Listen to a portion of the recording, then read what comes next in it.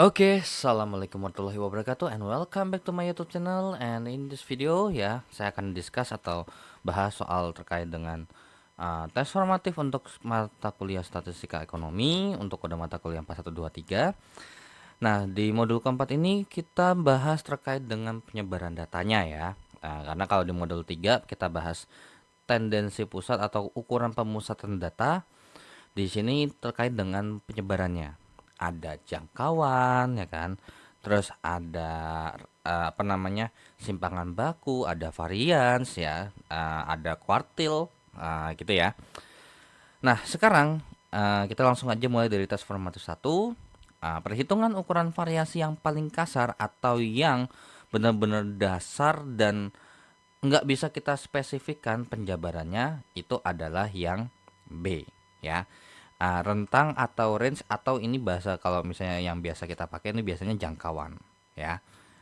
Jangkauan. Kalau rata-rata ini udah jelas banget nggak mungkin karena ini adalah ukuran pemusatan data ya, bukan ukuran variasi atau penyebaran data. Terus kalau simpangan baku, populasi sama sampel ini adalah yang lebih spesifik ya, dia lebih spesifik lagi. Dia membahas tentang kira-kira nih penyebaran datanya atau variasi datanya nih berapa sih besarnya, apakah besar banget gitu ya. Oke, so untuk nomor 1 jawabannya B. Ini terkait dengan teoritis saja. Nomor 2 sampai nomor 5 kita berdasarkan tabel ini. Dan untuk ditanyakan ada 4 triwulan ya dengan data jumlah pasien sebagai berikut. Dan di sini ada informasi terkait dengan perhitungan XI dikurang dengan mu dipangkatkan dengan 2. Mu di sini adalah rata-ratanya ya. Jadi XI ini adalah data ke I, dan untuk mu ini biasanya adalah rata-rata. Biasanya bisa X bar juga. Bedanya apa? Kalau ini rata-rata populasi ya. Ini adalah rata-rata populasi. Nah, kenapa bisa begitu? Nanti kita cek aja ya. Oke, nilai rata-rata kita anggap aja, saya nggak mau pakai simbol karena takutnya di sini ternyata rata-ratanya pakai kalau rata-rata sih nggak ada masalah ya, mau populasi atau mau sampel itu nggak ada masalah. Kan yang membedakan untuk populasi atau sampel itu adalah di simpangan bakunya. Karena ketika kita bahas populasi dan bahas sampel, otomatis kita harus si populasi sama sampel ini perlakuannya nggak sama gitu ya. Tapi kalau untuk rata-rata dia mau sampel ataupun mau dia populasi tetap sama ya. Jadi rata-rata tuh ya berarti jumlah data dibagikan dengan banyak data. Nah, biar enak, mungkin saya nggak mau ngitung di situ karena di sini udah ada tabel, so saya akan manfaatkan tabelnya. Intinya di sini ada total, ya. Ini ada total. So berarti untuk mencari total jumlah data kita pakai yang di sininya.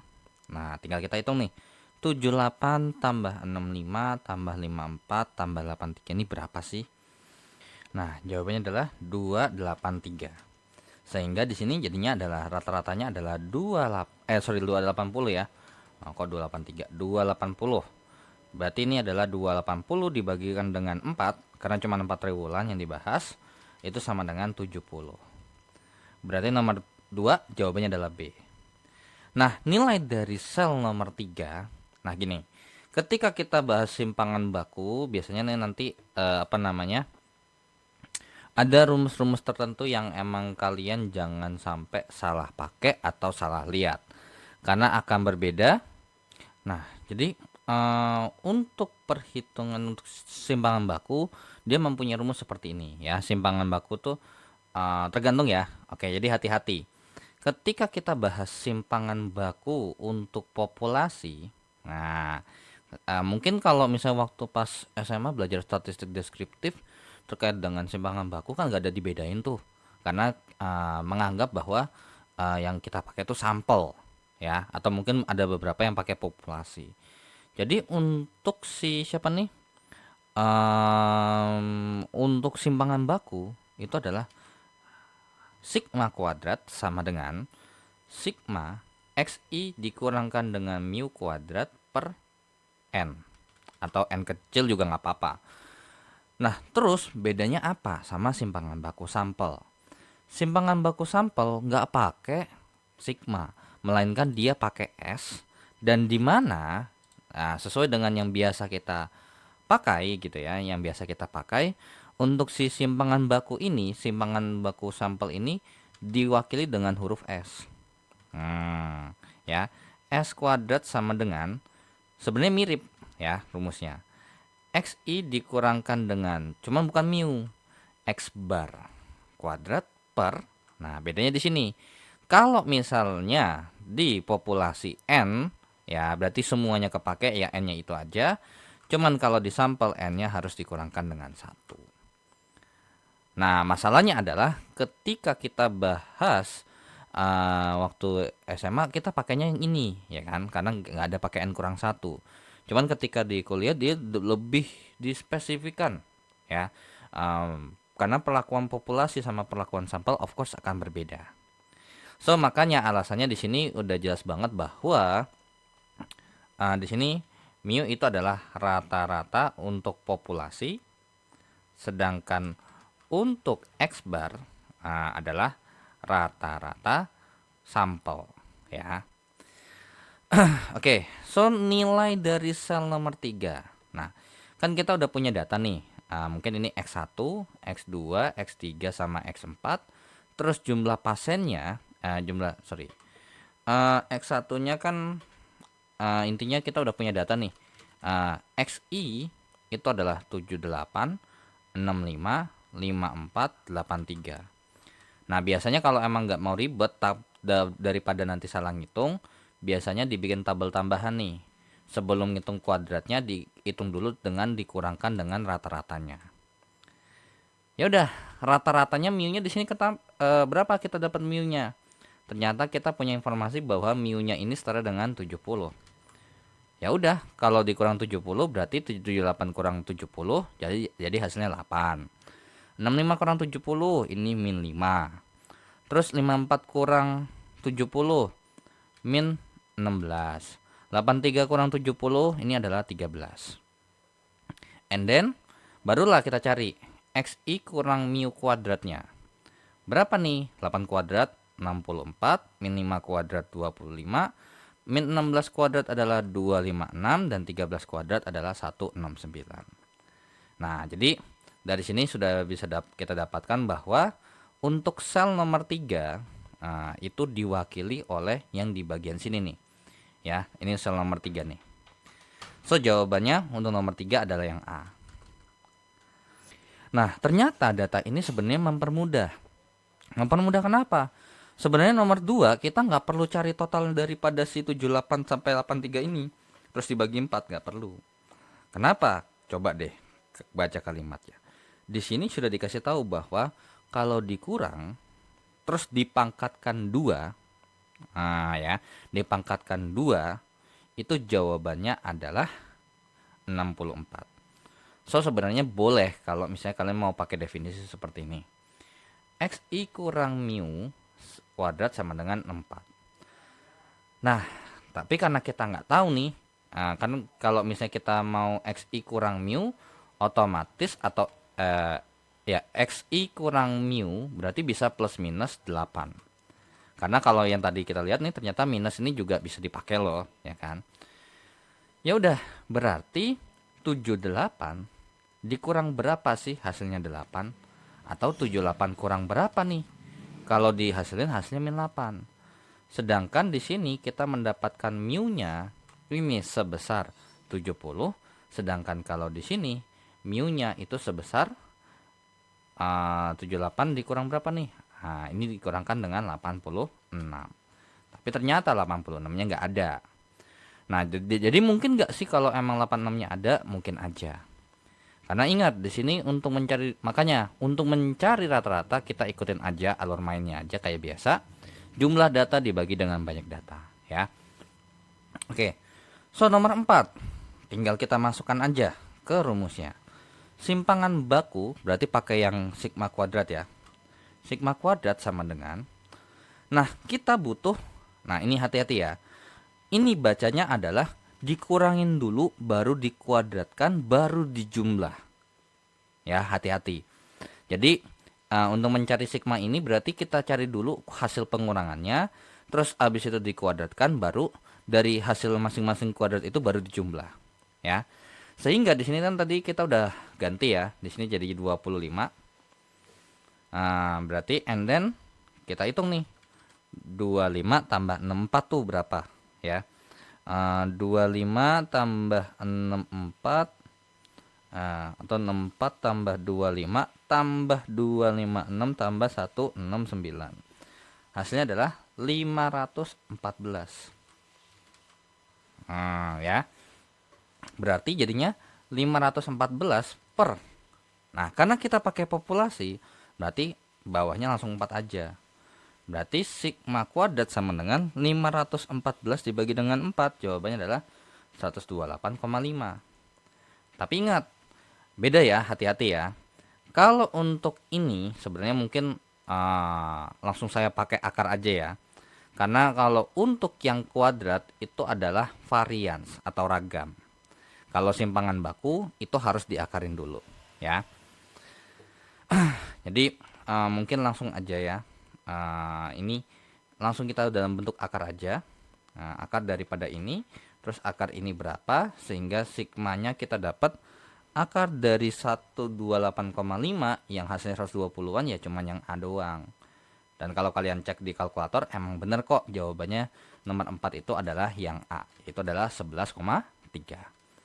Nah, otomatis nanti coba ya, nanti untuk nomor 4 sama nomor 5 koefisien variasi ya, ini rumusnya adalah simpangan baku per rata-rata ya, per rata-rata simpangan baku per rata-rata dikalikan dengan 100%. Berarti ini jadinya adalah 11,3 per 70 kali 100%. Berarti ini hasilnya adalah 1130 ya. 1130 dibagi dengan 70. Jawabannya adalah 16,14%. Sehingga untuk nomor 5 jawabannya adalah yang A. Ya. Nah, untuk koefisien variasi ini ternyata di bukunya nggak ada. Ya, jadi ini saya kasih tahu aja. Untuk koefisien variasi itu rumusnya adalah simpangan baku dibagi dengan rata-rata kali 100%. Nah, di sini sebenarnya apakah ketika kita mau menghitung rata-rata simpangan baku gitu ya atau varian, sebenarnya apakah wajib pakai yang namanya manual seperti ini? Of course enggak. Kita bisa pakai Excel ya, atau mungkin aplikasi serupa seperti Minitab atau SPSS ya. Ya sudah. Nah, tapi untuk nomor 4 terlebih dahulu ya, nomor 4, kalau kita bahas ternyata yang kita bahas itu adalah si sampel ya. Jadi S kuadrat nih misalnya, atau S sama dengan akar daripada ini kuadrat 514 per 3. Nah, sama dengan akar berapa tuh? Ya kan, 514 bagi dengan 3 itu adalah akar 171,33. Ya sudah, berarti langsung kita cari aja akar daripada 171,33 adalah 13,08. Seperti itu. Nah, tapi kalau misalnya kita mau pakai Excel ya, nih akan sedikit berbeda ya. Mungkin ini kita pakai datanya dulu ya. Kita pakai data yang sama biar nggak ribet. Mungkin ini saya kecilin aja. Atau ini saya, nah gini. Berarti kita punya ini mungkin data aja. Oke, sorry. Tadi ada beberapa problem ya. Oke. Jadi ini kan data nih ya, data saat misalkan kita punya data 1, data 2, data 3, data 4. Nah, misalnya nih ternyata ini terkait dengan jumlah pasien misalnya. Atau jumlah pas aja deh. 78, 65, 54, 83 gitu ya. Nah, misalnya nih kita mau nyari rata-rata sebenarnya. Rata-rata. Nah, gimana caranya? Gampang. Selain pakai kita manual seperti ini, kalau kita mau cari jumlah misalnya nih. Nah, kalau kita mau nyari jumlah kan bisa kita pakai manual misalnya seperti ini. Nah, terus habis itu tambah ini, tambah lagi ini, tambah lagi ini misalnya. Atau bisa kita juga pakai menggunakan sama dengan sum. Nah, di drag nih dari sini ke sini. Pasti sama. Nah, ini juga bisa kalau mau pakai jawaban yang jumlah ini terus dibagikan dengan 4. Atau kita langsung pakai rumusnya aja, average ya. Untuk mencari rata-rata tuh pakai average. Set. Nah, gitu. Jadi langsung kan ketemu 70 tanpa perlu mencari jumlahnya. Nah, terus kalau untuk simpangan baku, oke. Ini saya biasanya pakai stdef ya. Emang stdef P, stdef populasi. Nah, untuk stdef populasi kalau misalnya kalian mau ngerjainnya manual pakai tabel seperti ini boleh. Tapi di Excel sendiri kita udah si Excel sendiri udah pakai nih stdef tapi pakai populasi. Nah, kan nanti beda ya. Dari mana? Dari sini ke sini. Ya udah, jawabannya adalah 11,33 ya. Jawabannya sama persis ya.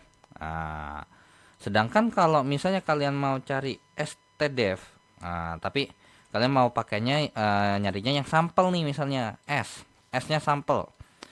Ya udah sama dengan stdef. Sampel dari mana? Dari sini ke sini. Udah otomatis ngitung jadinya 13,08 ya. Persis banget sama angka yang di sini ya. Kalau kalian cari ini sebenarnya tadi kalau pakai kalkulator di sini pakainya 13,089 sekian. Cuman saya pakai 2 angka di belakang koma aja ya. Nah, terus kalau misalnya misalnya kita mau nyari satu-satu kayak gini nih misalnya, ya udah tinggal cari aja berarti XI dikurangkan dengan rata-rata. Nah, rata-rata berarti ya tinggal sama dengan ini dikurangkan dengan ini. Tapi ingat, karena berhubung yang rata-rata ini pasti ada di sini, maka ini kita lock sebenarnya ya. Bisa pakai dengan cara pakai dolar ya. Dolar C, dolar 11 itu buat ngelock sell, atau bisa pakai F5 kalau nggak salah, F berapa deh saya lupa. Nah, begini. Nah, kalau tadi kalau mungkin kalian masih ingat nih, ini sama persis kan dengan yang tadi kita cari nih di sini nih. Barulah kita cari ini, yang ini kita kuadratin nih ya, sama dengan ya ini dipangkatkan dengan 2 langsung.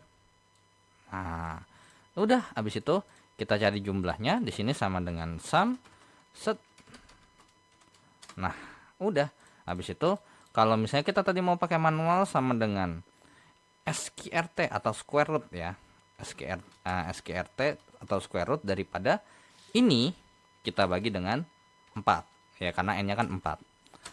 Nah, atau kalau misalnya kita mau pakai yang sampel kan harus n kurang 1 nih. Berarti SQRT daripada hasil yang ini dibagi dengan 3. Tuh, jawabannya sama kan? Nah, jadi kalau misalnya kalian mau cari standar deviasi atau varians ya, sebenarnya kalau misalnya kita lihat apa varian populasi, coba kita cek ya, pasti ada kok ya. Var P itu sama dengan daripada si ini sampai ini. Nah, ya, set.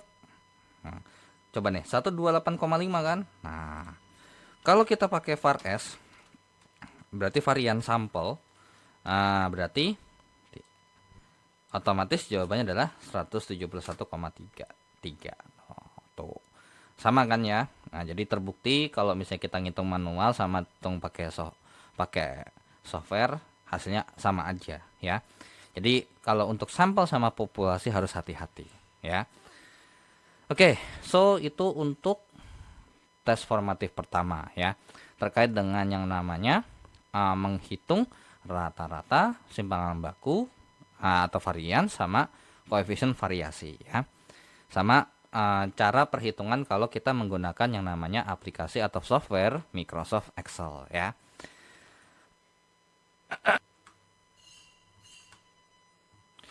Nah, oke, so kita lanjut ya. Jadi untuk tes formatif satu itu udah selesai, dan then kita lanjut langsung ke tes formatif kedua saja ya. Nah, untuk tes formatif kedua terkait dengan kuartil, persentil, desil. Nah, oke. Jadi di sini eh untuk kuartil ya terutama ya. Nah, untuk kuartil sebenarnya saya untuk ngikutin yang di bukunya, karena kalau yang di bukunya kan they even the give apa namanya keterangan, karena gini, yes, you can divide something into four because kenapa? Karena ketika misalnya saya punya sesuatu, nah, membagi empat sama rata hal yang mudah. Even though walaupun misalnya gampangnya bahasa kasarnya nih, kalau apalagi lingkaran kan misalnya, anggap aja, atau mungkin begini. Sekarang bagaimana cara membagi ini jadi empat bagian sama rata? Of course gampang. Bagi dua aja dulu, terus bagi duanya dibagi dua lagi, dan dibagi duanya dibagi dua lagi. Kan seperti itu. Nah, itu sebenarnya hal yang sama kalau misalnya kita lakukan ke data. Beda cerita ketika kita bahas desil. Nah, jadi kalau misalnya kuartil itu adalah data dibagi 4. Kemudian kalau desil itu adalah data dibagi 10. Sedangkan kalau persentil, nah, itu adalah data dibagi dengan 100. Nah, pertanyaannya adalah, kalau untuk bagi 10, kira-kira bisa nggak kita bagi sama rata? Of course nggak bisa. Coba deh. Nah, sekarang kalau misalnya kita bagi 10 sama rata, kita bagi dua dulu, ya kan? Nah, terus abis itu jadi misalnya di sebelah kiri, bagi dua seperti ini, pasti akan kelipatan apa namanya pangkat dua. Sedangkan 10 ini bukan hasil pangkat dua. Kalau kelipatan dua iya. Tapi kan ini kan merupakan eksponensial ya, atau perpangkatan. Dari awalnya 2 jadi 4. Terus kalau dibagi dua lagi nih masing-masing satu jadi 8. Kalau dibagi dua lagi jadi 16. Makanya kalau misalnya nih, kalau di buku kan untuk mencari letak kuartil gitu ya, atau x key i, nah itu pakai rumus yang namanya i tambah kali dengan n tambah satu dibagikan dengan 4. Nah, cuman saya kurang setuju. Kenapa? Karena kalau namanya data itu bisa dibagi 4 itu sebenarnya gampang ya. Kecuali kalau desil. Kalau desil nggak bisa, persentil nggak bisa. Makanya kita pakai pendekatan. Jadi kalau mungkin untuk letak desil ya. Nah, jadi x di berarti boleh kalau mau i n tambah satu dibagi dengan 10. Tapi ingat ya, ini berlaku untuk data tunggal. Kalau data berkelompok, kita nggak perlu ribet-ribet yang namanya tambah satu, langsung aja barbar ya. Nah, XPI atau persentil ke I atau letak persentil ke I berarti I kali N tambah satu ya. Nah, N tambah satu dibagi dengan 100. Nah, cuman permasalahannya adalah kalau dibagi 4 itu bisa, tapi nggak semuanya kalau kita pakai ini. Nah, jadi kalau misalnya ini biasanya kalau untuk pakai yang kali N tambah satu ya dibagi dengan 4, ini biasanya adalah untuk yang N-nya ganjil. N-nya adalah ganjil. Kemudian mempunyai syarat. Nah, dan mempunyai syarat N tambah satunya ini habis dibagi dengan 4. Seperti itu ya. Nah, baru kita bisa pakai ini. Cuman daripada ribet-ribet ya kan, untuk 1 sampai 3 ini langsung aja kita eksekusi untuk kuartilnya. Desil sama persentil pasti harus urutin dulu ya.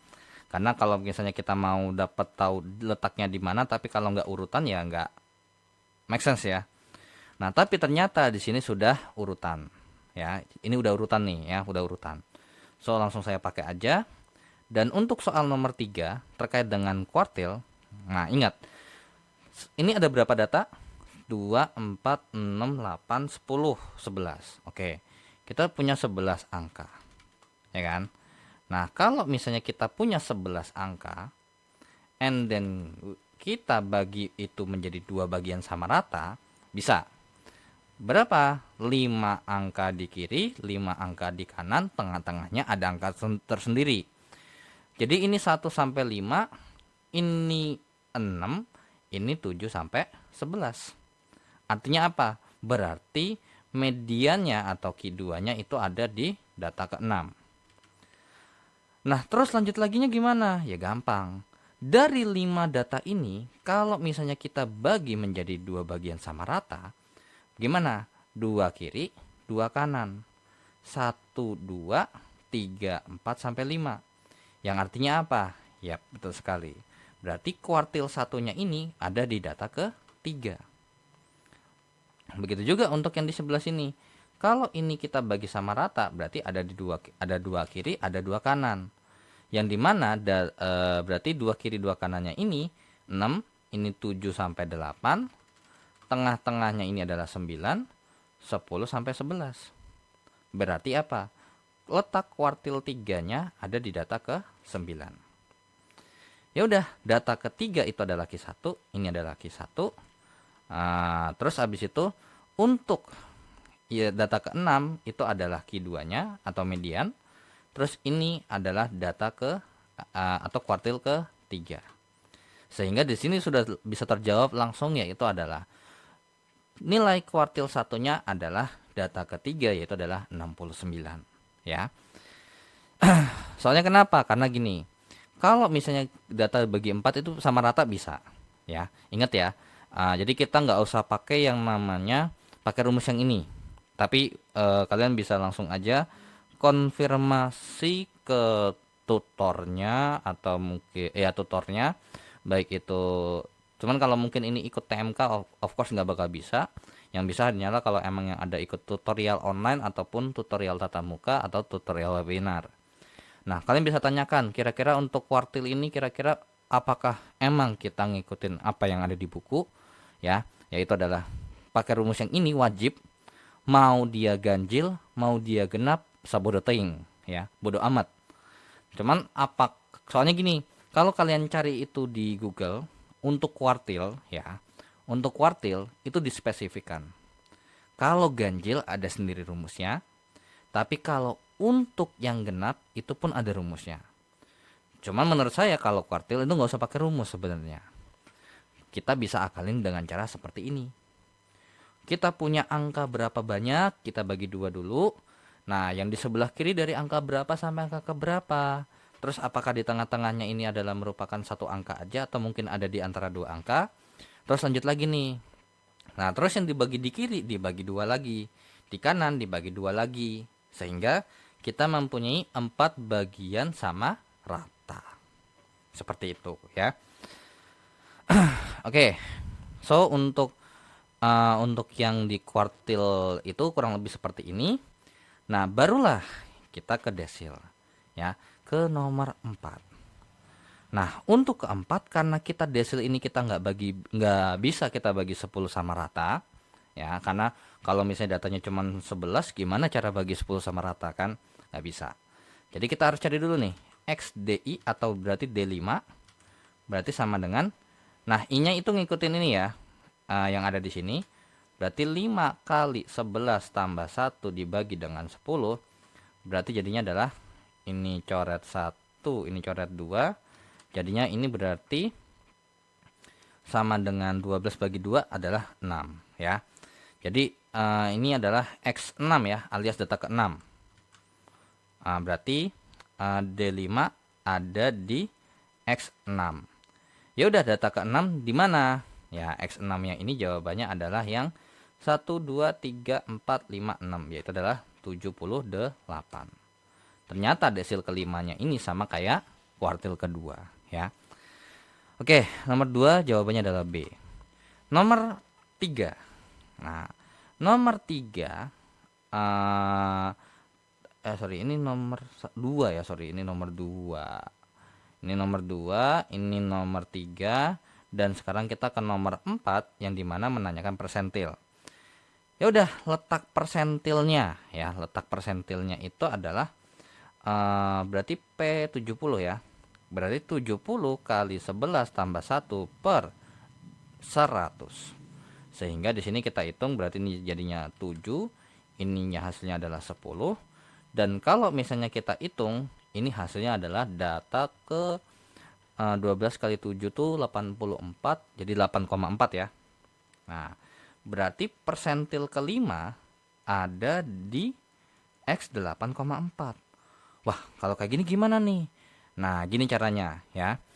Kalau misalnya kita ketemu yang kurang lebih seperti ini, yang ada di data ke yang koma seperti itu, sebenarnya kita bisa menggunakan yang namanya interpolasi ya. Gimana tuh cara bikin interpolasi? Gampang. Jadi nggak harus pakai rumus sebenarnya ya. Oke, jadi kita tahu bahwa ini kan X8 sama X 8,4. Berarti nilai ini ada di antara X8 sama X9. Ya udah, kita bikin dulu set rentang. Ini adalah datanya, data keberapa gitu ya. Nah, atau ini hasil datanya dan ini keberapanya. Jadi di sini ada 9, ya kan? Di sini ada 8. Nah, kalau di 8,4 ini kira-kira berapa? Kan gitu. Yang ke-9, data ke-9 itu adalah 84, ya. 3, 6, 9, 84. Sedangkan data ke-8 itu adalah 81. Ya udah gitu. Tinggal kita pakai rumus interpolasi, yang dimana rumus interpolasi itu pendekatannya adalah seperti ini. Tarik garis seperti ini, ya kan? Set. Nah, ya udah, berarti jadinya 9 dikurang dengan 8,4 per 9 dikurangkan dengan 8 sama dengan 84 kurang X per 84 kurang 81. Nah, sehingga 9 per kurang 8,4 itu adalah 0,6 per 1 sama dengan 84 kurang X per 3. Ya udah, mau kali silang atau bagaimanapun, intinya ini jawabannya adalah 84 kurang X sama dengan 1,8, ya kan? Berarti X-nya, atau begini aja deh, 1,8 sama dengan 84 kurang X, berarti X-nya adalah 84 dikurang dengan 1,8, berarti X-nya adalah 84 dikurangkan dengan 1,8 berapa tuh? Dikurangkan dengan 1,8 adalah 82,2. Sehingga jawabannya nomor 3 adalah yang C ya. Jadi nggak perlu tuh ribet-ribet yang namanya pakai rumus ya. Atau mungkin kalau kalian baca di bukunya itu ada di pertama kali kan ini kan kuartil ya. Di kuartil tuh udah ada sebenarnya data yang X-nya koma begini, karena si bukunya nggak mendeskripsikan ganjil atau genap untuk kuartil. Nah, jadi katanya ada di sini nih. Nah, ya. Kan di sini ada 10 data. Kalau 10 data mah gampang. 5 kiri pasti 5 kanan. Nah, sampai sini nih untuk si siapa? Untuk yang 1 sampai 5 bagian kiri, terus 6 sampai 10 itu adalah bagian yang kanan. Nah, kalau 5 ini dibagi sama rata, 2 kiri 2 kanan, maka kuartil satunya di sini sebenarnya. Ya. Jadi udah tahu nih bahwa kuartil pertama jatuh di data ketiga. Sedangkan di kuartil ketiga itu jatuh di data ke 6, 7, 8, 9, 10, kalau dibagi sama rata jatuhnya di data ke-8. Tapi di sini ternyata 2,75, 8,25. Nah, ini nggak ngasih tahu dapat dari mana sih 55-nya ini, tambah 0,75-nya berapa. Nah, kalau misalnya kalian mau ngikutin cara ini ada formulanya adalah pakai yang di sebelumnya. Kan Q1 ada di sini nih. Berarti ini ditambah dengan yang namanya perbedaannya 0,75 dikalikan dengan selisihnya. Dan sebenarnya cara itu sama seperti yang ini. Cuman bedanya apa? Kalau di sini saya pakainya itu dari 84 bacanya, bukan 81. Ya. Jadi makanya sebenarnya nggak ada masalah mau pakai 84 atau 81. Karena kalau misalnya kita pakai cara yang tadi ya, yang pakai itu berarti nomor 2 sama nomor 3 saya hapus dulu aja ya. Untuk nomor 2, 1 sama 2. Untuk nomor 3, kalau kita pakai cara tersebut ya, berarti X 8,4 ya kan. Berarti ini data ke-8 lebih, ini sama aja kayak data ke-8 tambah 0,4 atau sama dengan data ke-9 dikurangkan dengan 0,6. Nah, ini pasti sama nih jawabannya nih. Kalau 8 tambah 0,4 berarti data ke-8 nih ada di 81 ya. Berarti 81 ditambah dengan kelebihannya ini ya. 0,4 dikalikan dengan selisihnya berapa? 84 kurang 81 sama dengan 84 ya. Dikurang dengan 0,6 dikali dengan 84 kurang 81. Coba kita cek ya. Nah, ini 81 0,4 kali 3 ya. 81 tambah 1,2 sama dengan 84 dikurang dengan 0,6 kali 3, 1,8. Hasilnya berapa? Ya jawabannya 82,2 semua. Gitu loh.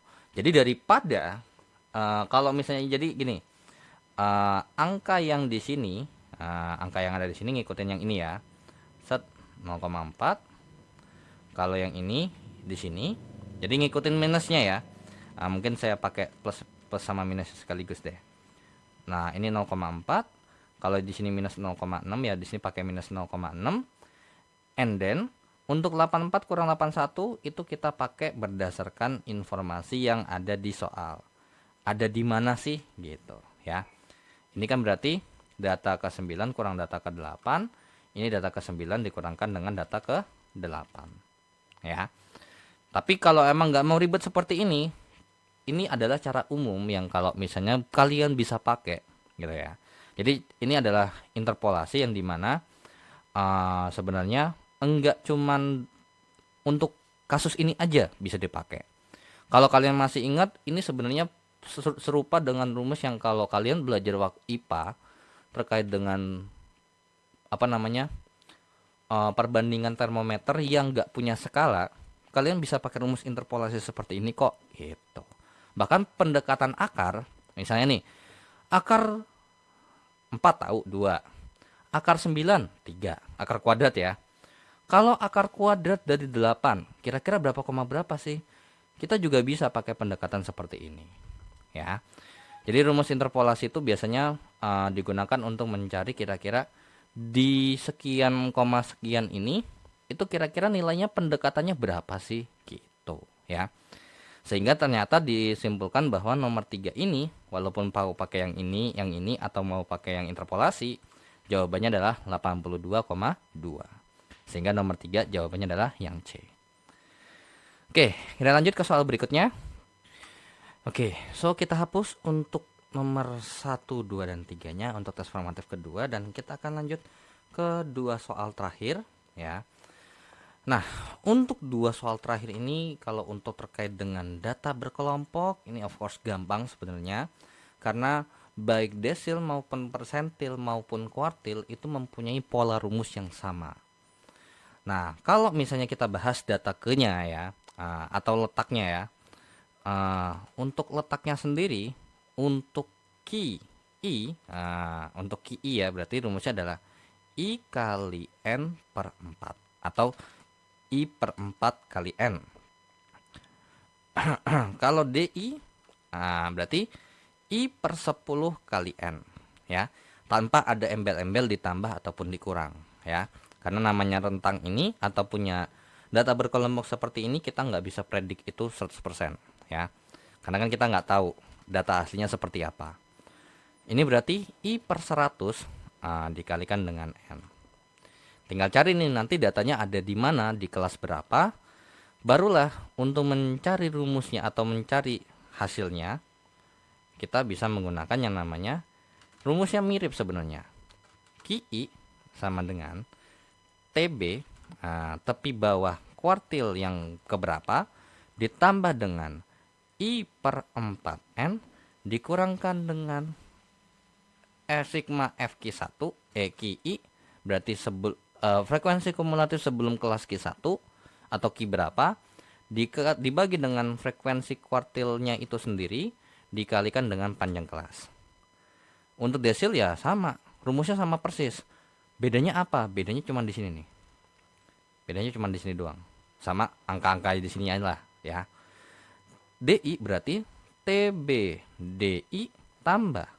Jadinya karena dia ini 1/10 kan, berarti I per 10 N dikurangkan dengan sigma FDI per FDI. Nah gitu ya.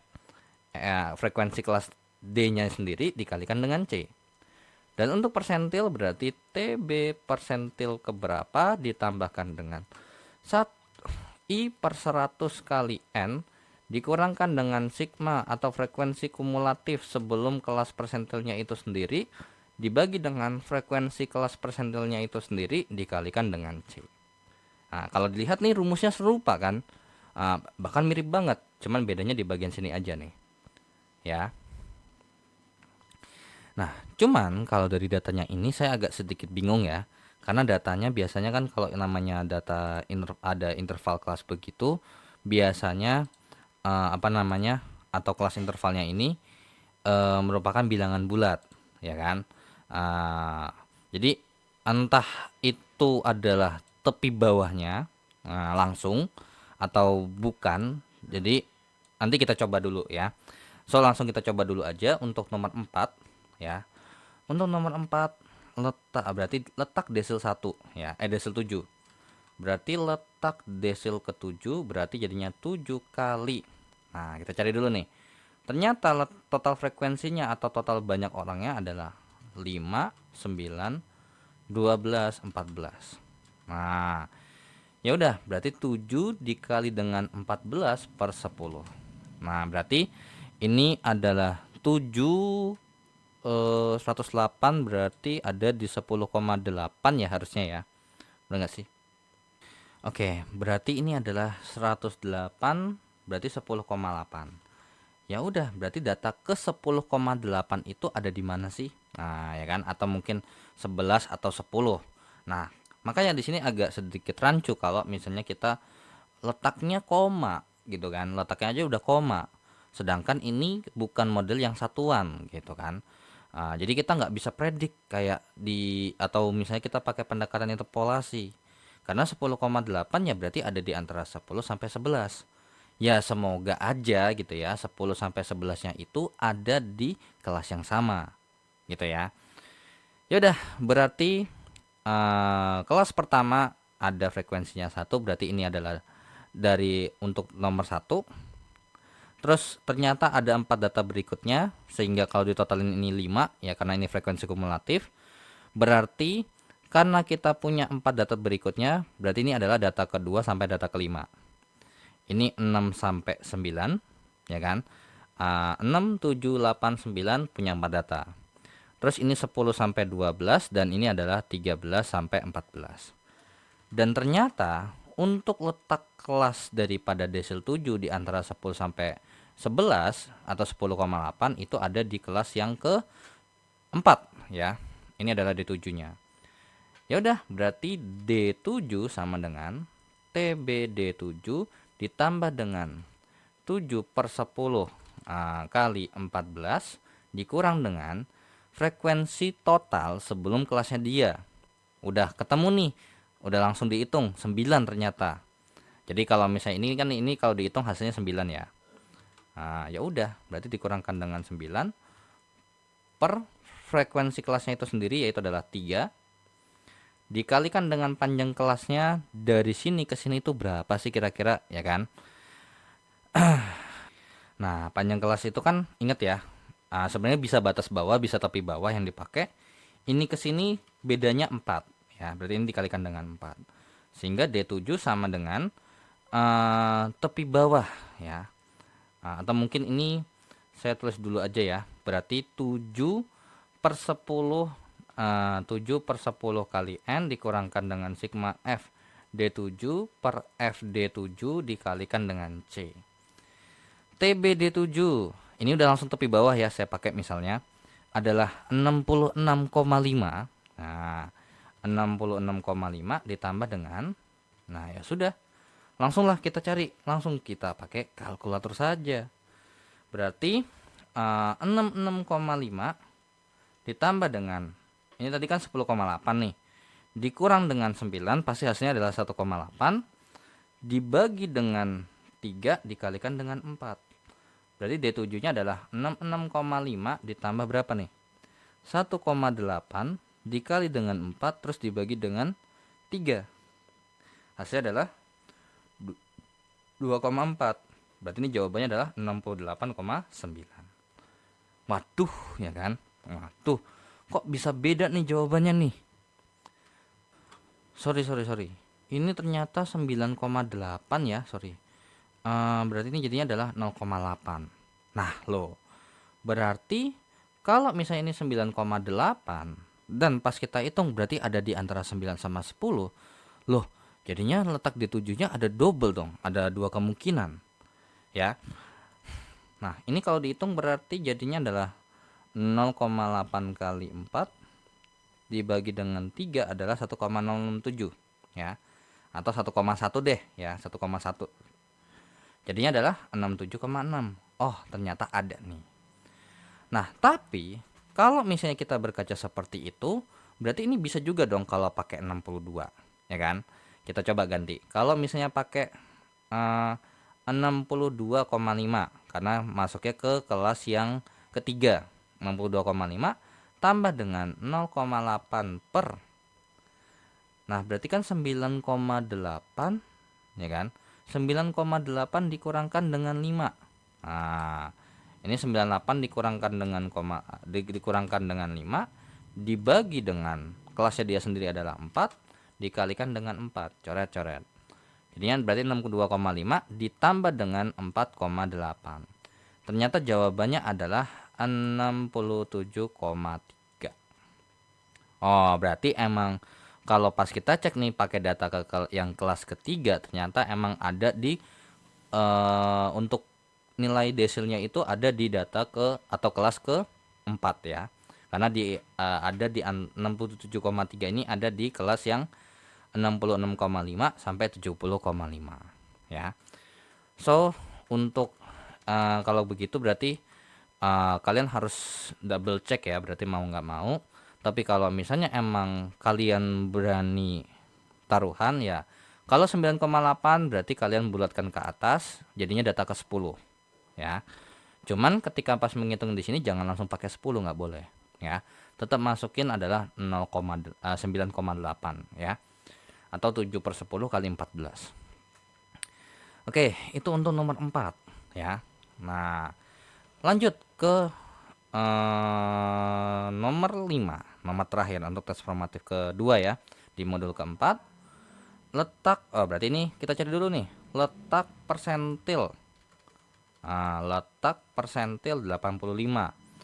Saya bayangin aja ya, kita punya 14 data tapi dibagi 100. Coba gimana cara ngitungnya, ya kan? Berarti 85 per 100 kali dengan 14. Berarti 0,85 dikali dengan 14 adalah 11,9. Wah, kalau ini masih mending ya kan.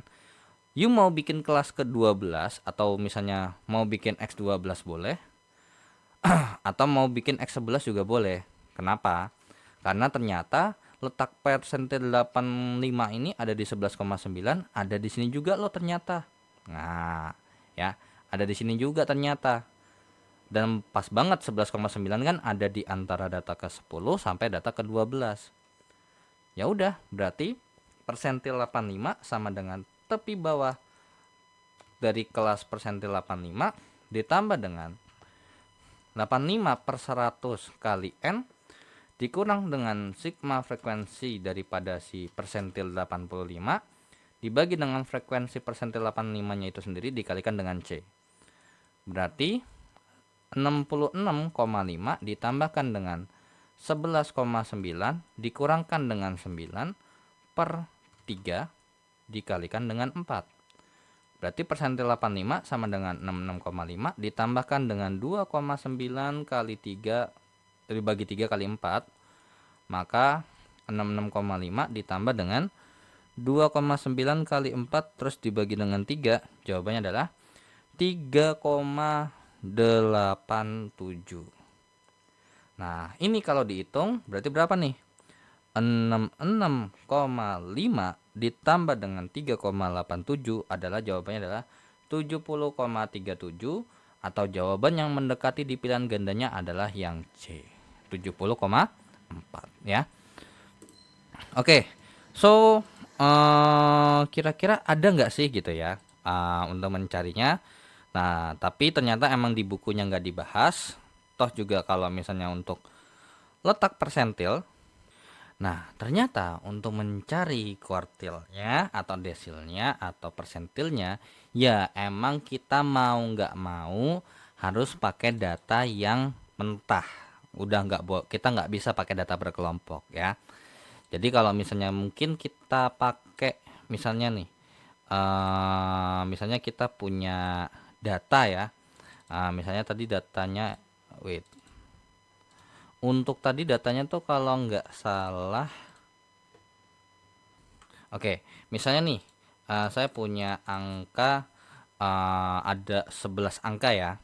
Nah, 1, 2, 3, 4, 5, 6, 7, 8, 9, 10, 11. Nah, kalau misalnya kita bikin misalnya 1, 2, 3, 4, 5, 6, 7, 8, 9, 10.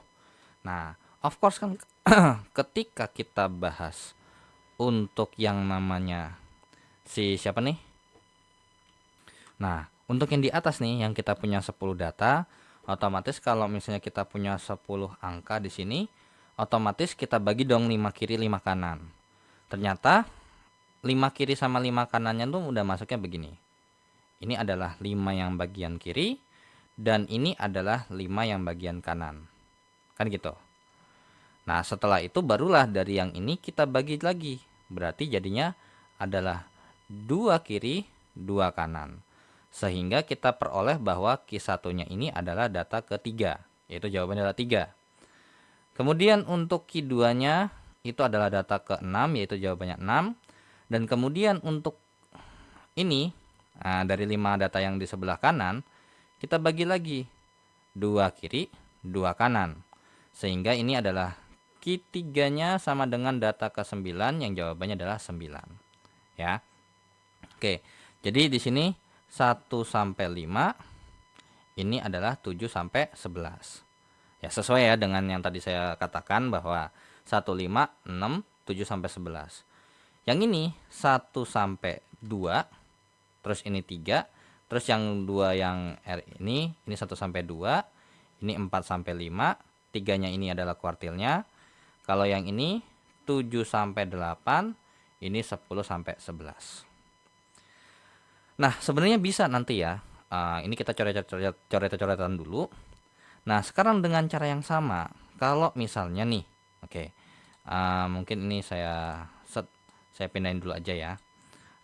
Saya pindahin ke, atau mungkin saya geser aja kali ya.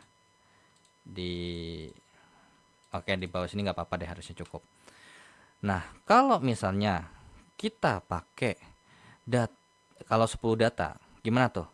Ya udah, otomatis kalau misalnya kita punya 10 data, ya kan?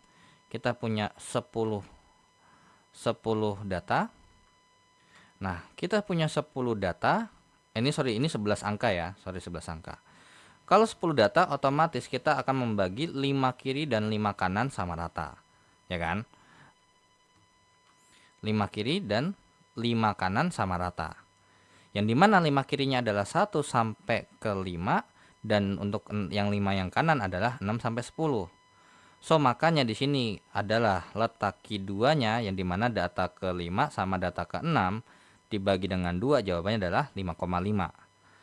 Dari 5 data ini kita bagi 2 lagi. Nah, dari 5 data kalau dibagi 2, ya berarti 2 kiri, 2 kanan. Nah, ini berarti Q1-nya jatuh data ketiga ya. Jatuh data ketiga yaitu jawabannya 3 dengan rincian ini 1 sampai 2 dan ini adalah 4 sampai 5. Begitu juga di sini. Kebagi jadi 2 kiri yang dimana 6 sampai berarti 7 sampai 8 ya. 7 sampai 8 dan untuk 2 kanannya 9 sampai 10. Berarti kuartil ketiganya itu adalah data ke-8 yang jawabannya adalah 8. Nah, jadi pengaruh kan, ada pengaruhnya. Cuman makanya di sini kenapa saya nggak suka kalau misalnya untuk kuartil itu pakai rumus, karena masih make sense kalau misalnya kita bikin dengan manual sebenarnya.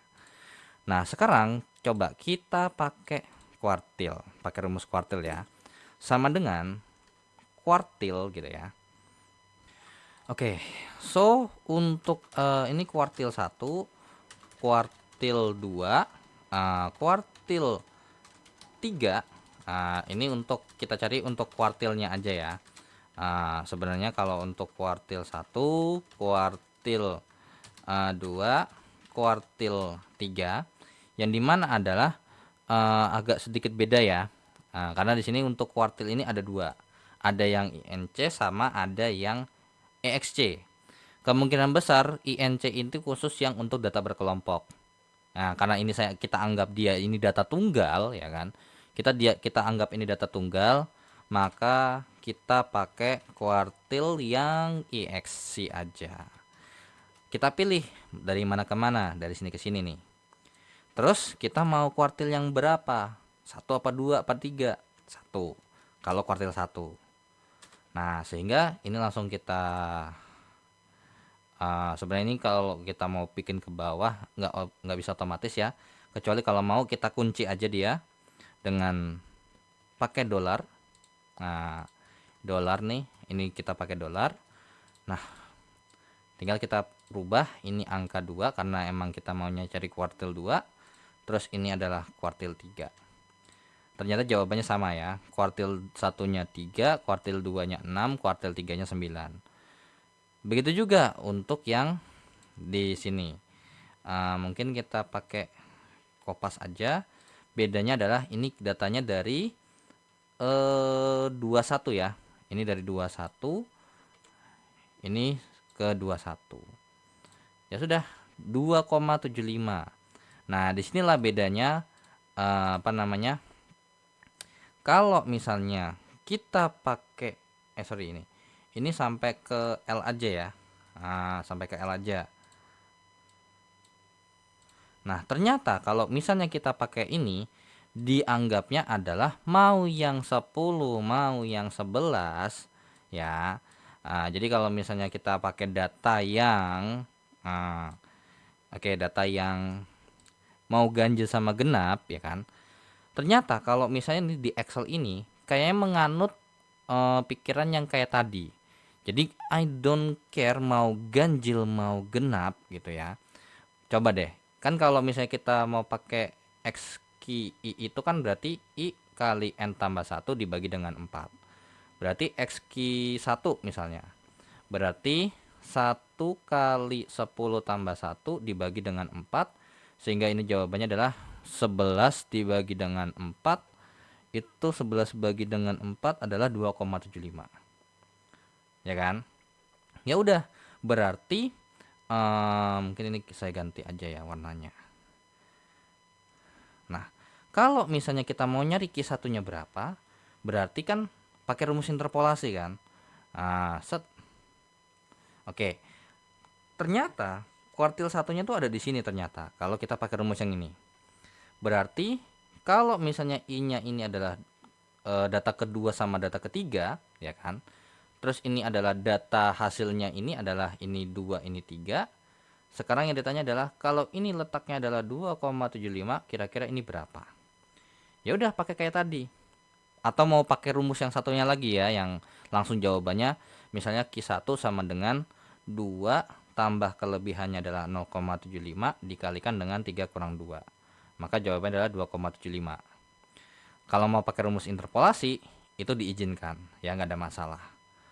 Ternyata jawabannya, ini X-nya nanti juga jawabannya adalah 2,75.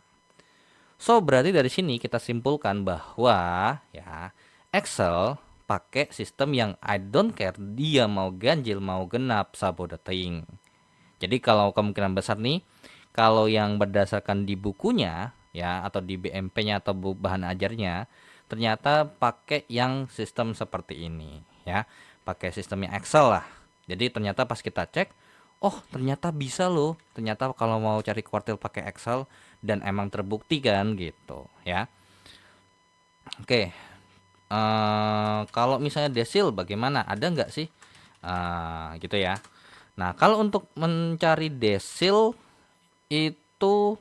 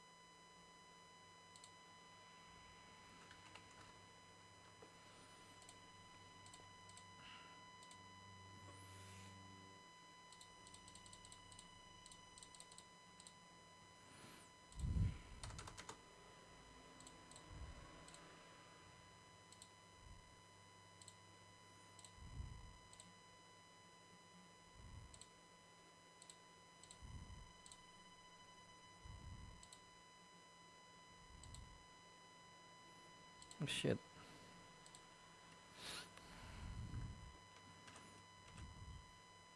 Oke. So, untuk mungkin ya, terkait dengan desil sama persentil, kalian coba nanti kan kalau untuk soal yang nomor 1 sampai 3 itu kan data tunggal tuh ya. Coba kalian gunakan cara yang sama untuk persentil sama desilnya ya. Karena kalau kuartilnya udah jelas banget beda, karena untuk penentu, kecuali kalau kalian mau pakai cara yang di bukunya ya, yang dimana letak kuartil itu nggak memikirkan kira-kira ganjil atau genapnya, seperti itu ya. Karena kalau by konsep yang namanya data dibagi 4 itu mungkin gitu loh, kita bagi sama rata ya. Kita punya 11 ya, kalau bagi dua dulu gitu kan. Cuman di sini bukunya mengikuti sistem yang kurang lebih kayak Excel, yang dimana nggak peduli mau dia bisa dibagi 4, atau mungkin kalau kalian cari apa namanya di Google kan ada tuh rumus kuartil yang bisa dibagi 4, yang nggak bisa dibagi 4, yang ganjil, yang genap. Nah, itu kan ada tuh. Jadi kalau misalnya di buku ini yang ESPA 4123 menganut sistem yang mau ganjil, mau genap, mau bisa dibagi 4 apa enggak, pakai yang ki I atau letaknya adalah I kali N tambah 1/4 ya, sesuai dengan yang ada di bukunya. Nah, terus kalian nanti coba aja cek tuh untuk yang persentil, pas tadi kita pakai untuk yang manual, yang desil juga sama, sama menggunakan yang namanya Excel, kira-kira jawabannya sama apa enggak ya. Nah, coba kalian coba sendiri ya, karena tadi udah saya kasih tahu contohnya untuk yang data tunggal. Kalau untuk data yang berkelompok ini kayaknya harus kita punya datanya secara realnya ya. Oke, so dengan begitu saya ucapkan terima kasih ya, karena of course ini udah selesai untuk di modul keempatnya, dan saya ucapkan terima kasih yang sudah menonton video ini. Dan terima kasih juga yang sudah donasi ya, even kalian donasi lewat Saweria atau via scan barcode QRIS. Dan jika ada kekeliruan ataupun pertanyaan, kalian bisa langsung saja di chat, langsung aja di kolom komentar, dan saya izin pamit. Wassalamualaikum warahmatullahi wabarakatuh. See you in the next video. Bye bye.